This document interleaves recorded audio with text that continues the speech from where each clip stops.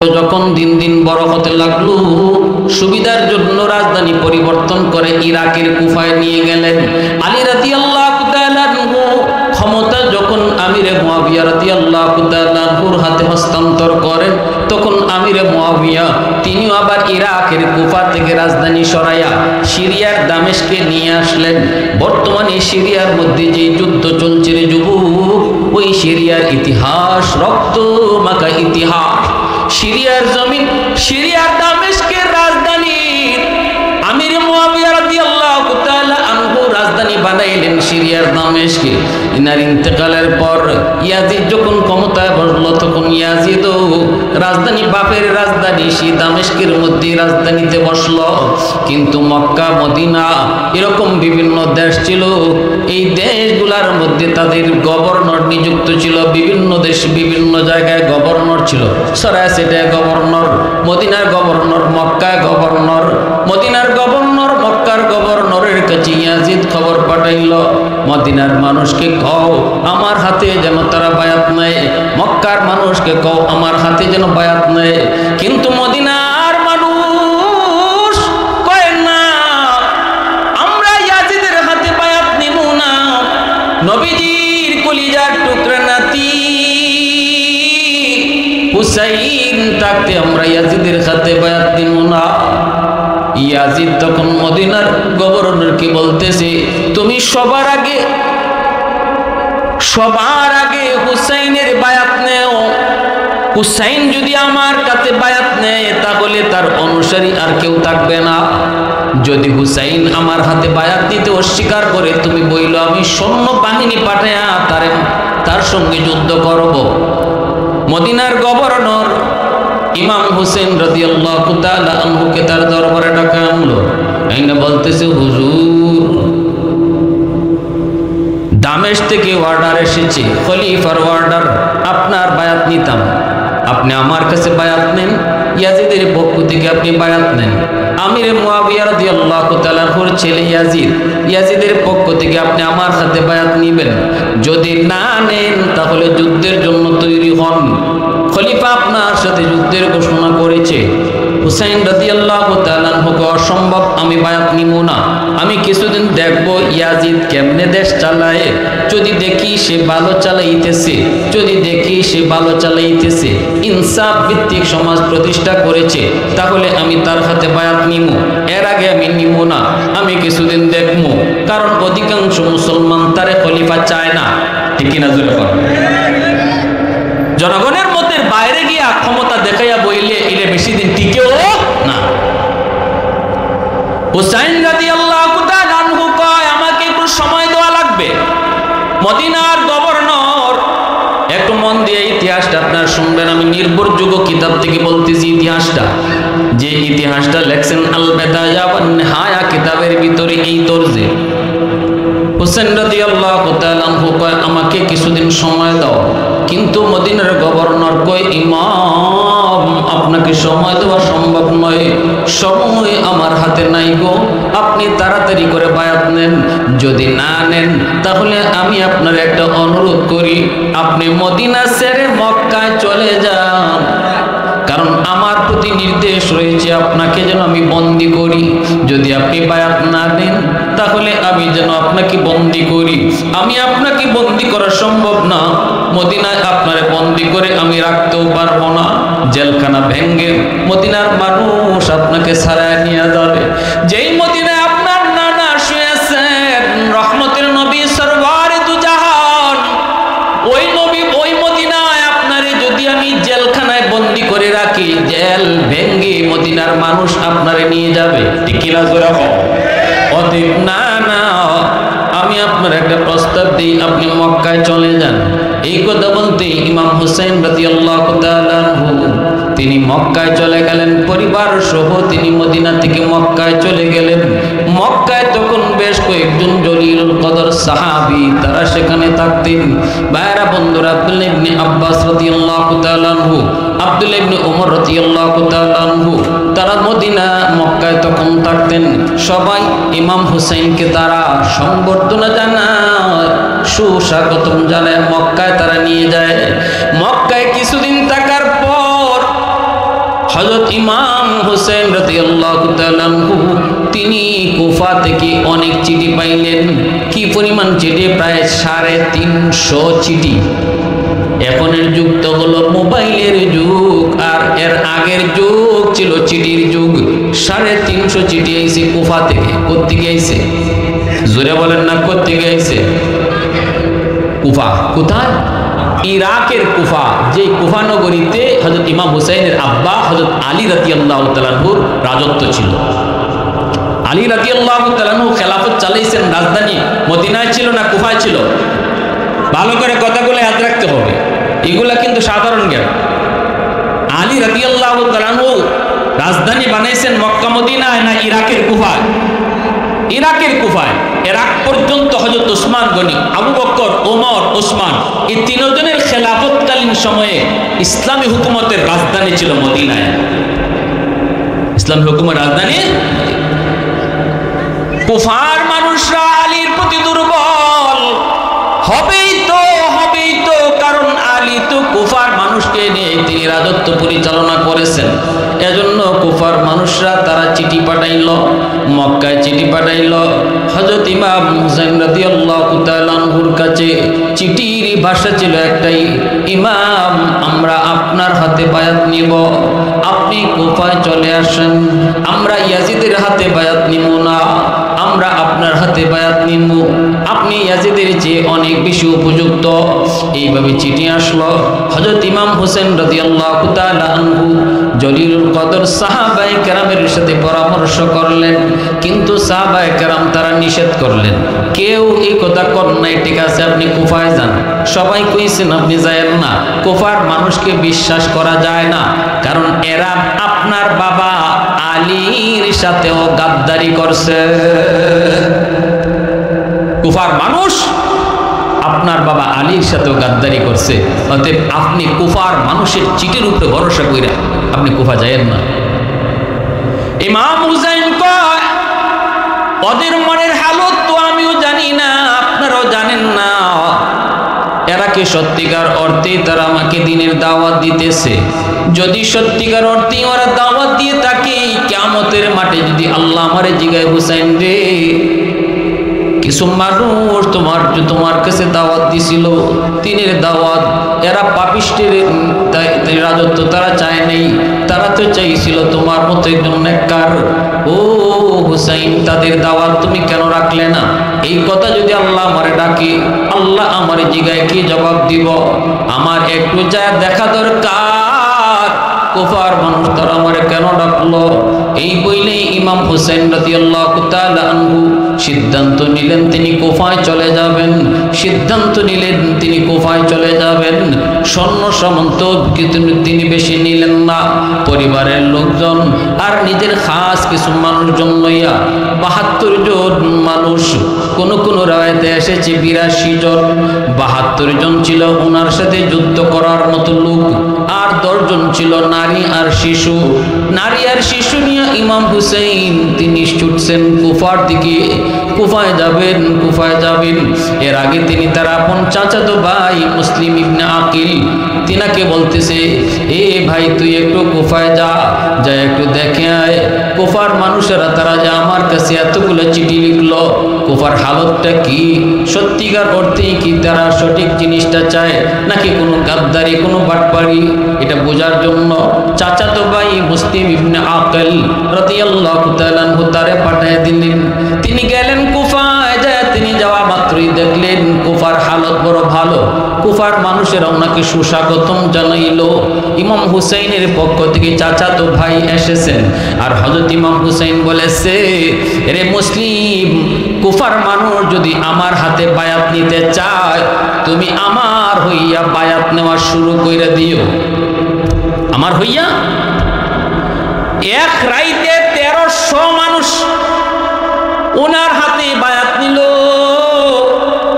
হাজারো হাজারো মানুষজন রাতে রাতে ওনার হাতে বায়াত নিতেছে। পরিবেশ বড় ভালো, বড় শান্ত। মুসলিম ইবনে আকিল তিনি চিঠি লিখলেন, ভাইয়া আপনি দ্রুত কুফায় চলে আসেন, কুফার মানুষ আপনাকে সত্যিকার ভাবেই তারা চায়, পরিবেশ অনেক ভালো। এই চিঠি লিখছেন, চিঠি এসে ইমাম হুসাইনের কাছে পৌঁছলো, চিঠি নিয়ে আসলো ঘোড়সওয়ার দ্বারা চিঠি পৌঁছানো হইতো। চিঠিটা পাইয়ে ইমাম হুসেন রাদিয়াল্লাহু তাআলা আনহু আর দেরি করলেন না, সন্তান বিবি বাচ্চা লইয়া সঙ্গী সাথীদের লইয়া তিনি ছুটলেন কোথায়? কই ইরাকের কুফায়। যাবেন তো যাবেন, রওনা দিয়া দিছেন। এই খবর ইয়াজিদের কাছে পৌঁছে গেল। ইয়াজিদ এই খবর পাওয়া মাত্রই তার একটা প্রভাবশালী খুব ক্ষমতাবান দুর্ধর্ষ একটা গভর্নর ছিল, নাম উবাইদুল্লাহ ইবনে জিয়াদ। ওই উবাইদুল্লাহ ইবনে জিয়াদকে ইয়াজিদ বলতেছে, এ উবাইদুল্লাহ তুই দ্রুত কুফায় যা। কুফার যে মানুষগুলা হুসাইনের চাচাতো ভাই মুসলিম ইবনে আকিলের হাতে হাত রেখে বায়াত নিয়েছে, ওদেরকে যাইয়া তুই ধইরা ধইরা জবাই করবি, এদেরকে তুই হত্যা করবি। আর হুসাইন রওনা দিয়া দিছে কুফায় আসার জন্য। আমার ওয়ার্ডার হলো হুসাইন যেন কোনোভাবেই কুফায় ঢুকতে না পারে, এই ওয়ার্ডার তুই অক্ষরে অক্ষরে পালন করবি। উবাইদুল্লাহ ইবনে জিয়াদ ইয়াজিদের কাছ থেকে এই আদেশ পাইয়া ৬০০০ দুর্ধর্ষ বাহিনী লইয়া কুফা ঢুকে পড়ল। যারাই বায়াত নিছে ইমাম হুসাইনের কাছে মুসলিম ইবনে আকিলের হাত ধইরা তাদেরকে ধইরা ধইরা জবাই করা শুরু করলো। যেই মাত্র উবাইদুল্লাহ ইবনে জিয়াদ বাহিনী লইয়া সে কুফায় ঢুকছে, সাথে সাথে কুফার যে ১৩,০০০ মানুষ তারা বায়াত দিয়েছিল, মুহূর্তের ভিতরে তারা পল্টি নিল। উবাইদুল্লাহ বিন জিয়াদের বাহিনী দেখা যুবক কেউ আর হুসাইনের দলে নাই, সবাই মুহূর্তের ভিতরে ইয়াজিদের পক্ষ লইয়া নিল। নাউজুবিল্লাহ। যখন যারা কিছুক্ষণ আগেও কইছিল জীবন যাবে আপনার সাথে থাকবো, আমাদের মা জান মাল লইয়া সব সময় আপনার সাথে থাকবো, ও ইমাম হুসাইন জান যাবে তবু আপনার সাথে, মাল লাগে মাল দিব, জান লাগে জান দিব, সন্তান লাগে সন্তান দিব, যা চান তা দিব, রাতে নাই দিন নাই, যখন থাকবেন তখন পাবেন। এই মানুষগুলা উবাইদুল্লাহ বিন জিয়াদের বাহিনী দেখা মাত্রই কোনো প্রতিবাদ ছাড়া, ঝগড়া ছাড়া, বাধা দেওয়া ছাড়া মুহূর্তের ভিতরে তারা হুসাইনের পক্ষ থেকে বদলায়া ইয়াজিদের পক্ষ নিয়ে নিল। নাউজুবিল্লাহ। মুহূর্তের ভিতরে তারা পক্ষ পরিবর্তন করে ফেলল। এইদিকে দেখা যায় উবাইদুল্লাহ ইবনে জিয়াদ হুকুম জারি করে দিল, মুসলিম ইবনে আকিলকে তোমরা কোথায় পাও, যেখানে পাও ওখান থেকে তারা ধরে নিয়ে আসো, বন্দি করো, বন্দি করো, বন্দি করো। তালাশ শুরু হয়ে গেল মুসলিম ইবনে আকিল কোথায় আছে। খুঁজতে খুঁজতে তারা পেয়ে গেল মুসলিম ইবনে আকিল অনেক ভালো একজন মানুষ, বড় চরিত্রবান, বড় আখলাকওয়ালা, আল্লাহওয়ালা। তিনি তার ছোট্ট দুইটা মাসুম বাচ্চা নিয়ে তিনি কুফায় এসেছিলেন। এই কুফার হালত রাইতে রাইতে এমনটা পরিবর্তন হয়ে যাবে মুসলিম ইবনে আকিল কোনোদিন কল্পনা করতে পারেন নাই। একটা ঘরের মধ্যে তিনি লুকায় ছিলেন, কিন্তু ইয়াজিদের বাহিনী, উবাইদুল্লাহ বিন জিয়াদের বাহিনী তারা খুঁজে খুঁজে মুসলিম ইবনে আকিলকে তারা গ্রেফতার করে ফেলল, ধরে নিয়ে আসলো। ওনার চোখের সামনে ওনার নিষ্পাপ দুইটা সন্তান রে, মুসলিম ইবনে আকিলের নিষ্পাপ দুইটা বাচ্চারে ইয়াজিদের বাহিনী তারা প্রথম হত্যা করল। এরপরে মুসলিম ইবনে আকিলকে যখন হত্যা করবে তখন বলছে, তোর মনের কোন ইচ্ছা আছে নিক? মুসলিম ইবনে আকিল কয়, আমার মনের শেষ ইচ্ছাটা হলো আমি আমার ভাইয়া ইমাম হুসাইনকে চিঠি দিয়া কইছিলাম তোরা ভালা, কুফার মানুষগুলি অনেক ভালো, আমার ভাই আমার কথা শুনে রওনা দিয়া দিছি, হয়তো রওনা দিয়া দিছি, আমার জীবনের শেষ ইচ্ছাটা হলো আমারে আরেকটা চিঠি তুমি পাঠাইবার সুযোগ দিবা নিগো। এই চিঠিটা আমি ভাইয়ার কাছে দিমু, আর কইমু ভাইয়া আপনি কুফায় আইসেন না, কুফার মানুষ বড় খারাপ, এরা প্রথম দিন আপনার পক্ষ নিছে, এখন আপনার পক্ষে কেউ নাই, অতএব আপনি কুফায় আইসেন না। এমন একটা চিঠি আমি আমার ভাইয়ের কাছে দিতে চাই, আমার জীবনের শেষ ইচ্ছা, যদি আপনি এই সুযোগটা দেন। এই জিয়াদ কয় ঠিক আছে তোমার এই সুযোগ দিলাম। চিঠিটা নিয়ে তিনি লিখছেন ভাইয়া আপনি কুফায় আইসেন না গো, কুফার মানুষ বড় খারাপ, এরা আমার সন্তানগুলারে হত্যা করছে, আমার নিষ্পাপ অবুঝ দুইটা শিশু সন্তানরে হত্যা করছে, আমারও এখন হত্যা করবে, ভাইয়া আপনি কুফায় আইসেন না। এই চিঠিটা একজন লোকের মারফতে তিনি পাঠাইছেন। ভাইরা বন্ধুরা, এইদিকে হযরত ইমাম হুসেন রাদিয়াল্লাহু তাআলা তিনি তো রওনা দিয়া দিয়েছেন। ৭২ জন মানুষ ওনার সাথে যুদ্ধ করার মতো উপযুক্ত, আর ১০ জন হলো নারী আর শিশু, ওনার অবুঝ শিশু দুধের বাচ্চাটা আলী আসগর, সেও মার সাথে এসেছে, দুধের বাচ্চা নিয়ে রওনা দিছে। আমি আপনাদেরকে একটা কথা প্রশ্ন করি, জবাব দিবেন, বুঝে শুনে জবাব দেন। কেউ যদি যুদ্ধ করার নিয়তে কোথাও যায়, তাহলে কি শিশু বাচ্চা আর মহিলা সাথে নেয়নি? আওয়াজ দিয়ে বলুন। মারামারি করতে মহিলা সাথে লয়ে যায়? মারামারি করতে কেউ বাচ্চা, দুধের বাচ্চা লয়ে যায়? তাহলে বোঝা গেল ইমাম হুসাইন মারামারি আর যুদ্ধ করার নিয়তে বের হন। যদি যুদ্ধ করার নিয়তে ইমাম হুসাইন বের হতেন, তাহলে দুধের বাচ্চা সাথে নিতেন না, মহিলা সাথে নিতেন। ইমাম হুসাইন রওনা দিয়া দিলেন। রাস্তায় কাছে চিঠি নিয়ে ওনাকে দিয়া দিল। কয় হুজুর কই যাইতে চান? কয় কুফায়। কয় না, কুফায় যায়েন না, কারণ এই জেনেন আপনার চাচাতো ভাই মুসলিম ইবনে আকিলের চিঠি, চিঠিটা পড়িরা হযরত ইমাম হুসাইনের চোখ দিয়ে পানি পড়তেছে। ইমাম হুসাইন কান্দে রে, আমার চাচাতো ভাই মুসলিম ইবনে আকিল কত আল্লাহওয়ালা, কত ঠান্ডা মানুষ, আমার কথা রক্ষার জন্য চেয়ে এসেছিল কুফায়। বেঈমানরা তার দুধের দুইটা অবুঝ শিশু, নিষ্পাপ দুইটা শিশুরে হত্যা করলো কোন অপরাধে? আমার চাচাতো ভাই মুসলিম ইবনে আকিল, তার তো কোনো দোষ নাই, দোষ থাকলে আমি হুসাইনের, আমি তারে পাঠাইছি, দোষটা থাকলে আমার, তার তো কোনো দোষ নাই, ঠিক কিনা জোরা বল? প্রতিনিধি যে যায় তার কোনো দোষ নেই। জজ সাহেব যদি আপনার করে পিয়ন পাঠায়, আর পিয়নে যদি আপনার দরজার সামনে নোটিশটা নিয়ে যায়, আগামীকাল 10টায় জজ সাহেবের সাথে আপনি সাক্ষাৎ করবেন, এই নোটিশটা টানায় গেল পিয়নে, এখন দোষ কি পিয়নের? আপনি যদি কনে তোর এত বড় সাহস, তুই আমার এই জজের সামনে যাইতে কোস 10টায়, আমার এই চিনো স্বামীকে, এ দরজা লাগাও, ওরে বান্ধ, তাহলে আপনি মানুষ না অমানুষ? অমানুষ। কারণ এই যে লোকটা আপনার করে নোটিশটা নিয়ে গেছে, এই নোটিশটা তার না, তার পাওয়ার এসে লাগাই নেই, সে মাত্র একটা বাহক হিসাবে কাজ করছে, মূলত পাঠাইছে যে বাহাদুরি থাকলে তুমি তার সাথে লড়ো, ঠিক না? যেরকম বাহাদুরি থাকলে তার সাথে লড়ো। আমরা উলামায়ে কেরাম, সরকার বলেন আর বিরোধী দল বলেন, যত যা কিছু বলি, কোরআন থেকে হাদিস থেকে, আল্লাহর কথা কোরআন, নবীর কথা হাদিস, আমরা শুধু শোনায় যাই। এই কথা আমরা কোনো মৌলবীর কথা না, কোরআনের কথা মৌলবীর না, হাদিসের কথা মৌলবীর না, কোরআনের কথা আল্লাহ, হাদিসের কথা নবী, আমরা মাত্র শোনায় যাই, আমাদের কোনো দোষ নাই। আপনার যদি আক্রোশ থাকে, মানতে যদি আপনার কষ্ট হয়, আপনার যদি শরীর রক্ত গরম হয়, তাহলে আল্লাহর সাথে বুঝেন। যদি কোরআনের আয়াত শুনে আপনার শরীর রক্ত গরম হয়, আপনি হাদিস শুনে যদি আপনার রক্ত গরম হয়, নবীর সাথে বুঝেন, আমার সাথে কোনো দোষ নেই, ঠিক না? জোরে বলেন।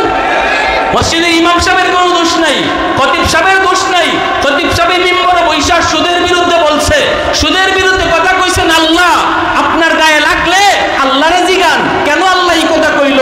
খতিব সাহেবের দোষ নাই। খতিব সাহেব একটা ফিয়ন, সে শুধু একটা ভয়েস, সে শুধু একটা মৌত প্রকাশ করছে আল্লাহর কথাটা, ভালো লাগলেও লাগলো, না লাগলেও লাগলো, কথাটা মৌলবীর না, কথাটা ইমামের না, কথাটা কার? আল্লাহ। তো ওই অবস্থায় ইমাম হুসাইন রাদিয়াল্লাহু তাআলা আনহু তিনি এই কথাটাই বললেন, আমার ভাই মুসলিম ইবনে আকিল, তার তো কোনো দোষ নাই, পাঠাইছি আমি, অপরাধ থাকলে আমার, সে মুসলিমকে কেন হত্যা করবে?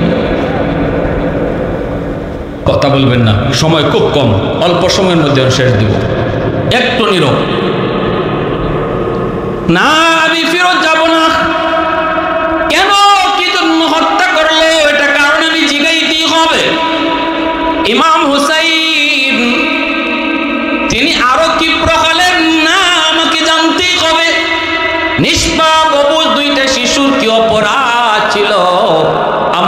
হযরত ভাই মুসলিম ইবনে আকিলের কি অপরাধ ছিল এটা আমার জিজ্ঞেস করাই লাগবে ইয়াজিদকে।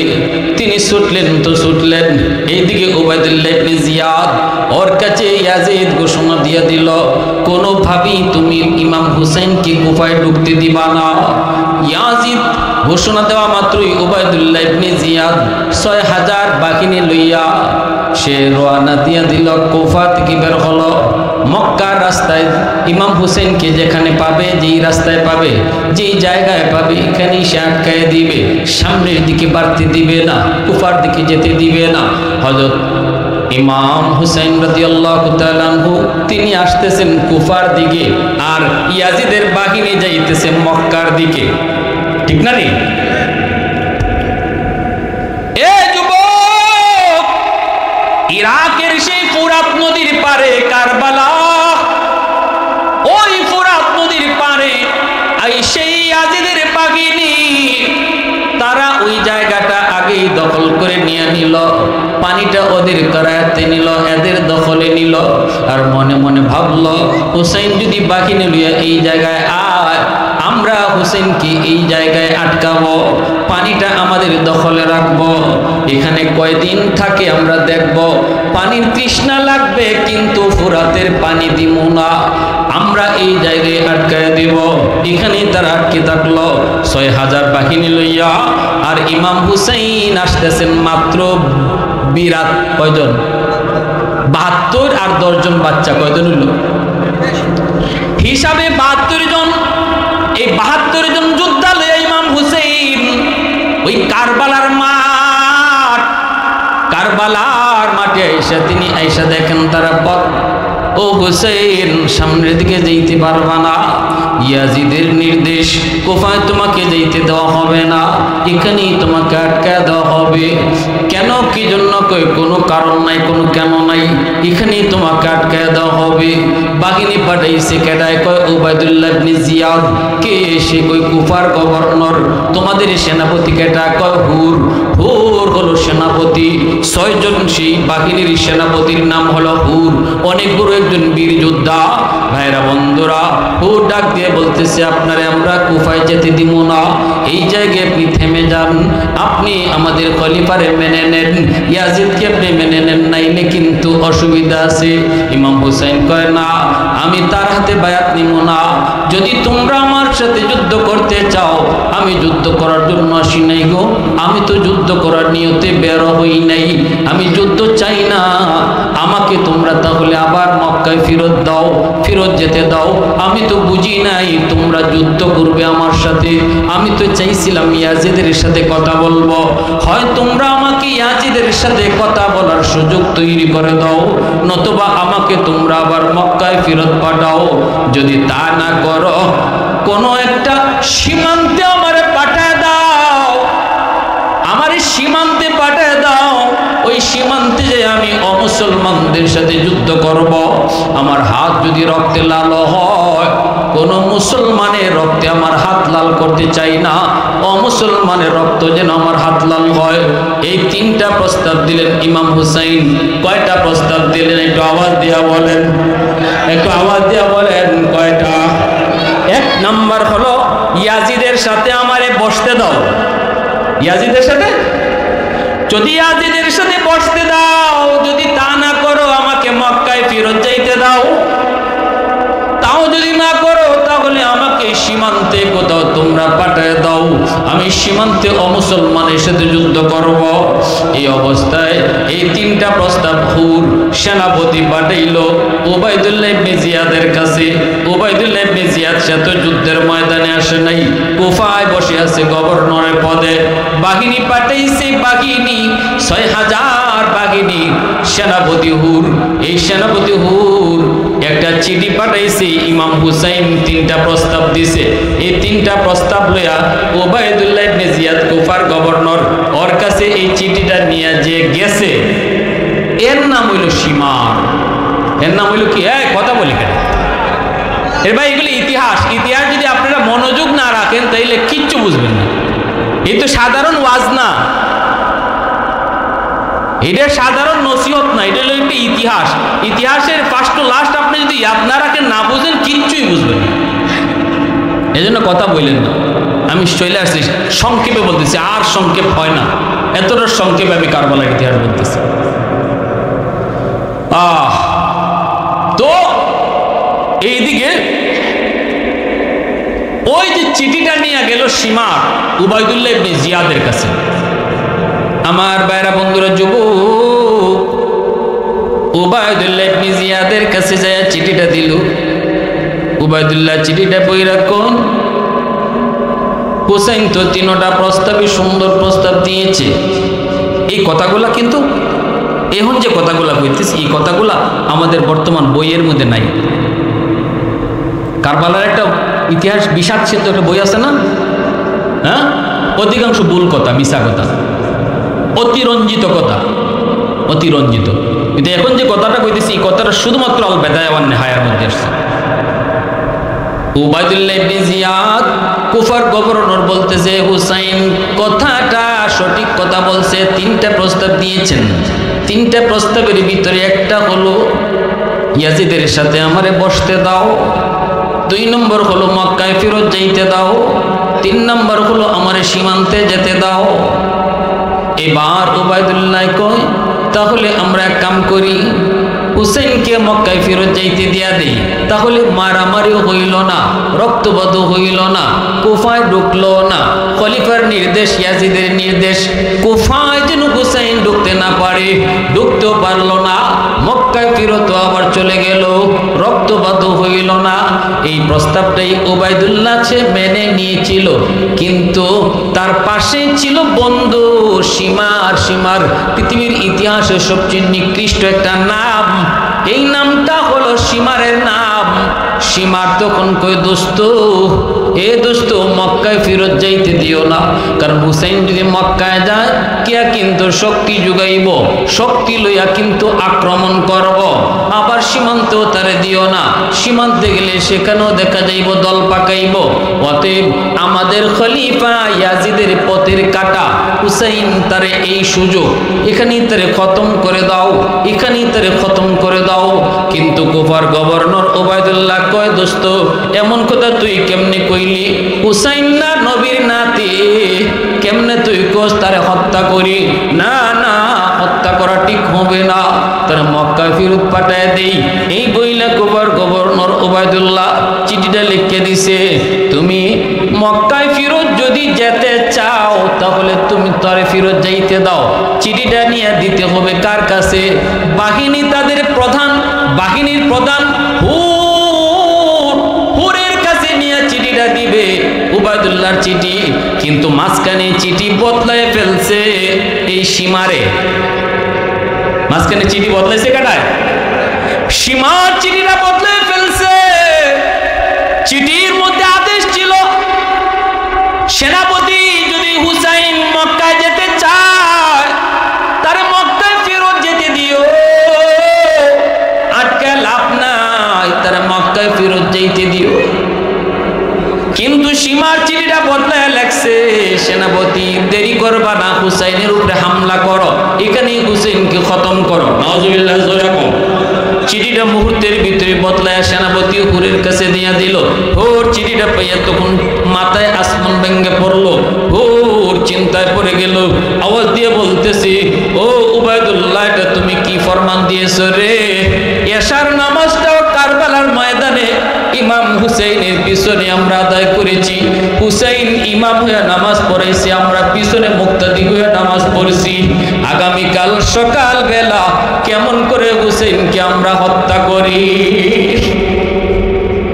নবী পরিবার, আল্লাহ নবীর কলিজার টুকরা নাতি, যার পিছনে কারবালার ময়দানে আমরা নামাজ আদায় করেছি, এই কথা বললেই ঘুরে কয়, আমি পারবো না, আমি যুদ্ধ করতে পারবো না। এই মুহূর্তে আমি সেনাপতির দায়িত্ব থেকে বরখাস্ত হলাম, সেনাপতির দায়িত্ব থেকে আমি নেমে পড়লাম। সাথে সাথে সেনাপতির দায়িত্ব বাদ দিয়া ওই হুর কয়, আমি আর ইয়াজিদের দলে নাই। যদি কারবালায় যুদ্ধ কইরা জীবন দিতে হয়, তাহলে ইয়াজিদের পক্ষ লইয়া জীবন দিব না, বরং আমি নবীর নাতি হুসাইনের পক্ষ লইয়া জীবন দিব। আওয়াজ দিয়ে কোনা সুবহানাল্লাহ, মুসলমানের আওয়াজে আল্লাহু আকবার।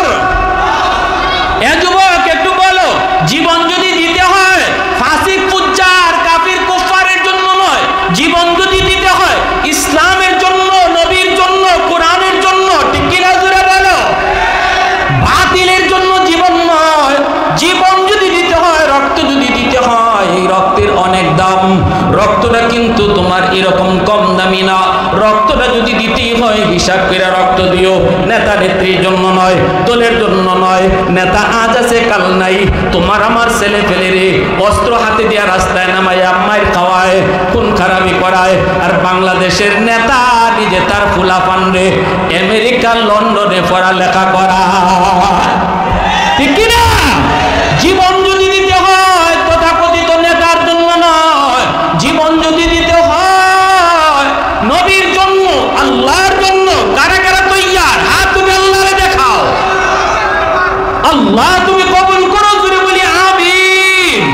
হে জিন্দা ফকত ওয়াহদত আফকার সে মিল্লাত, ওয়াহদত হু ফদা জিসসে ও ইলহাম ইলহাদ, ওয়াহদত কি हिफाजत नहीं बेक़ुव्वत बाज़ू, वहदत की हिफाजत नहीं बेक़ुव्वत बाज़ू, आती नहीं कुछ काम अक़ल खुदा दाद, आती नहीं कुछ काम अक़ल खुदा दाद, ऐ मर्द खुदा तुझको क़ुव्वत नहीं हासिल, जा बैठ किसी गार में अल्लाह को करिया, ये सच है कि बातिल की तरफदार नहीं हम, गद्दार न समझो हमें गादार नहीं हम, गद्दार न समझो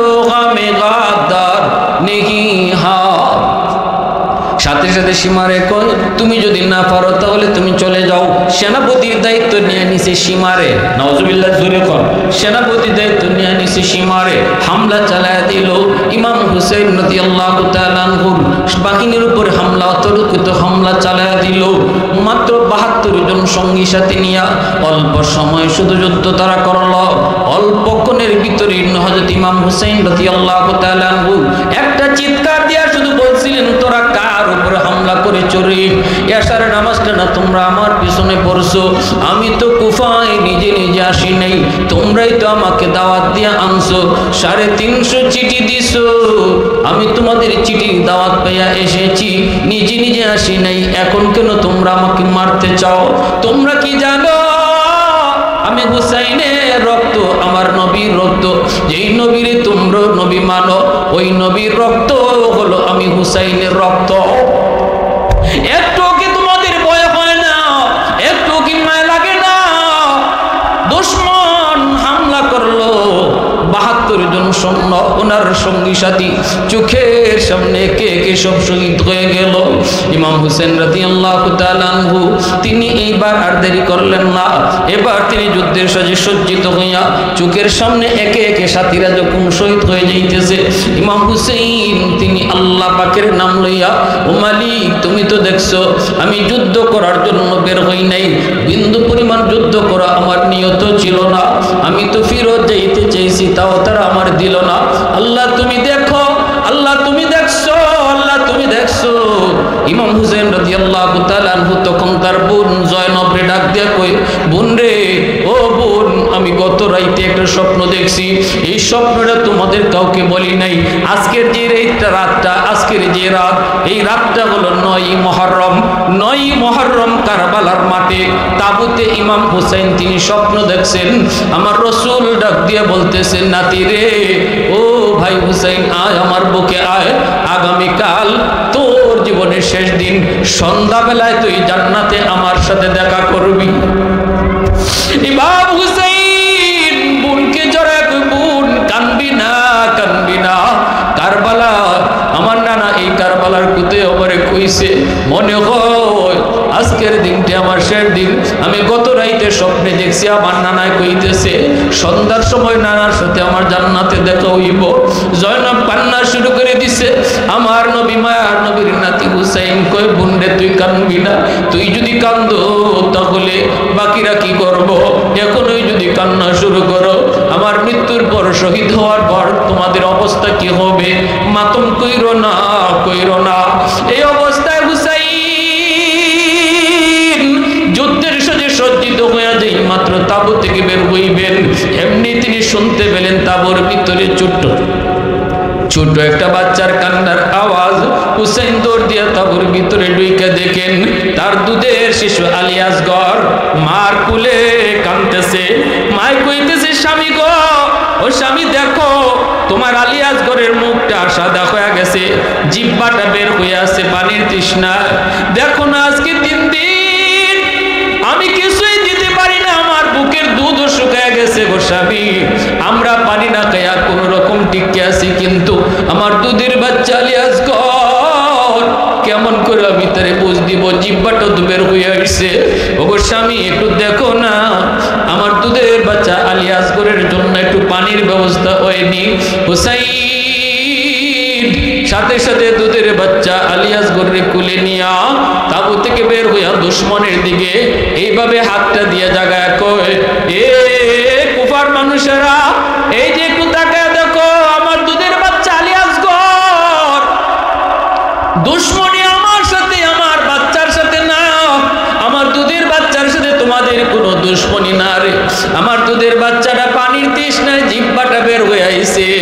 দেখো এই ফুরাতের পানি কত গরু খায়, ছাগলে খায়, শিয়ালে খায়, ফুরাতের পানি কত কুকুরে খায়, তোমরা দিবানি গো নবী পরিবারের একটা দুধের বাচ্চার জন্য 1 ফোঁটা পানি, এই পানিটা তোমাদের কাছে ভিক্ষা চাই। আমার দুধের বাচ্চা আলী আসগরকে বাঁচানোর জন্য একটু ভিক্ষা চাই, পানি ভিক্ষা চাই। এই বইলা ইমাম হুসাইন আলী আসগরকে মাথায় লইয়া তিনি সামনের দিকে যাইতেছেন। মনে করছেন মনে হয় দুশ্মনে একটু মায়া লাগছে, কিন্তু না গো না, বিন্দু পরিমাণ মায়া সেদিন সীমারের দলের ছিল না। এমন ভাবে একটা তীর মারলো, এই তীরটা ছিল বিষ লাগানো তীর। এই তীরটা আইসা হুসাইনের হাতের মধ্যে তার কলিজার টুকরা সন্তান আলী আসগর এই ছোট্ট দুধের বাচ্চার বুক দিয়া তীরটা ঢুকছে, ওই দিক দিয়া তীরটা বের হয়ে গেছে। বাবার হাতে ছেলের লাশ, ইমাম হুসাইনের হাতের মধ্যে দুধের বাচ্চাটা লাফাইতে লাফাইতে চলে গেল, দুনিয়া থেকে বিদায় নিল। পানি খাওয়া আর হুসাইনের বাচ্চার হলো না, আলী আসগরের দুধ পানি খাওয়ার হলো না। সাথে সাথে বাচ্চাটার লাশটা নিয়ে তাঁবুতে আবার ফিরে আসছে। মা তো মনে করছে আমার আলী আসগর পানি খাইয়া মনে ভাবে নিয়ে আইছে, কিন্তু দেখে আকাশে আইনে কয়, বিবি গো নেও তোমার আলী আসগরে নেও, দুনিয়ার পানি না জান্নাতের পানি পান করে ফেলছে। জান্নাতের পানি পানি পানি পান করে ফেলছে, আর তোমাকে পানির জন্য যা সাতাবে না, কষ্ট দিবে না, নেও বাচ্চা নেও। এই বইলে ইমাম হুসাইন রাদিয়াল্লাহু তাআলা আনহু তিনি এইবার অত্যন্ত ক্ষিপ্র হইয়া যুদ্ধ চালাইতে চালাইতে অনেকগুলি দুশমনরে খতম কইরা ঘোড়ার পিঠে সওয়ার হইয়া একদম ফুরাত নদীতে যায় ঘোড়া নিয়ে নামছেন। নামিয়া পানিটা এইভাবে হাতে নিছেন, পানিটা খাইবেন। যেই মাত্র ইমাম হুসাইন পানিটা কাছে নিছেন, তখন ইশায়া দেখেন এই পানির মধ্যে ছোট কলিজার টুকরা সন্তান আলী আসগরের ছবি ভাসে উঠছে। হুসাইন কান্দে আর কয়, মালিক আমার আলী আসগর যে পানি পান করতে পারে নাই, আমার সাথীরা যেই পানি পান করতে পারি নাই, এই পানি আমার গলা দিয়া যাবে না। হুসাইন পানিটা পান করতে পারলেন না। বাইরে বন্ধুরা পানিটা হাত থেকে ফালাই দিলেন। মুহূর্তের ভিতরে বৃষ্টির মতো তীর আসা শুরু হইল। ইমাম হুসাইন তিনি সাথে সাথে নামাজে দাঁড়ায় গেলেন, ফুরাতের পরে নামাজে দাঁড়ায় গেলেন। দুশ্মন ওনার চতুর্দিক দিয়ে ঘেরাও করে ফেলল, তীর আর বল্লম শরীরের মধ্যে পড়তেছে। হুসাইন শুধু ডাক দিয়া কই, একটু হিসাব হবে, তোদের সাথে আমার হিসাব হবে কিয়ামতের ময়দানে আমার নানা জানের সামনে। সাজদায় যাবেন, সীমার কয় হুসাইনের মাথাটা কেডায় কাটবা? একজন সেনায় কয় সম্ভব না, আমাদের পক্ষে সম্ভব না। সীমারে কয় মাথাটা কাটটা আমাদের সেনাপতি ইয়াজিদের কাছে নিয়ে দেওয়া লাগবে। কেউ সাহস করে না। সীমার কয় কামটা আমি করবো। ইমাম হুসেন যখন নামাজের সেজদায় গেছেন, তখন সীমার ইমাম হুসেনের কল্লাটা আলোক করে ফেলছে। নাউজুবিল্লাহ। এই কল্লাটা আলোক কইরা কল্লাটা লইয়া সে চলে যাইতেছে উবাইদুল্লাহ বিন জিয়াদের কাছে। বাইরা বন্ধুরা, ওরে যুবক, ইমাম হুসেন রাদিয়াল্লাহু তাআলা কল্লা নিয়ে গেল উবাইদুল্লাহর কাছে। উবাইদুল্লাহ কল্লা পাঠাইল ইয়াজিদের কাছে। ইয়াজিদ কল্লা দেখলো, কল্লা দেখা সে বলছিল আমি তো হত্যা করতে বলি নাই, হত্যা তোমরা কেন করছো? এই কথাটা সঠিক, কিন্তু এই এতটুকু বলার দ্বারা ইয়াজিদ কখনো নিরপরাধ হয় না। কারণ ইমাম হুসাইন এবং তার পরিবারকে যারা হত্যা করলো এদের বিচার কেন ইয়াজিদে করলো না? যদি বিচার করতো তাহলে ইয়াজিদকে আমরা নির্দোষ বলতাম। যেহেতু বিচার করে নাই, খুনি বুক ফুলা হাঁটছে, তাহলে বোঝা গেল ভিতরে ভিতরে খুন করার নির্দেশটা ইয়াজিদের ছিল। ঠিক কি না? এই কথাটা ঠিক। ইয়াজিদ আদেশ করে নাই ইমাম হুসাইনের কল্লা কাটা, এটা ঠিক। ইয়াজিদ আদেশ দেয় না যে কল্লা কেটে লিও। ইয়াজিদ বলছিল কুফায় ঢুকতে দিও না। কল্লাটা কাটছে সীমারে, নিজের মন থেকে কয় এটা করলে মনে হয় আমি পুরস্কার পাইব। পুরস্কার দিছে না ইয়াজিদে, কিন্তু সীমারকে সাথে সাথে বন্দি কইরা এই হত্যার দায়ে সীমারকে কেন ফাঁসি দিল না? যদি দিত তাহলে প্রমাণ হতো ইয়াজিদি হত্যার সাথে জড়িত না। যেহেতু সে অপরাধী আর খুনিদেরকে বিচার করে নাই, এতে করে বোঝা গেল এই হত্যার সঙ্গে ইয়াজিদ সরাসরি জড়িত। কখনো তার নিরপরাধ বলা যাবে? হাজিরিন, বেশি দিন টিকে না ইয়াজিদের শাসন। ইমাম হুসাইন রাদিয়াল্লাহু তাআলা এই মাথা কাটার পর সাথে সাথে পুরা আরব দুনিয়ায় বিদ্রোহ শুরু হয়ে গেল। ইয়াজিদ মক্কা মদিনায় অসংখ্য মানুষ হত্যা করলো, বিদ্রোহ দমন করতে যায়, অসংখ্য মানুষ হত্যা করলো।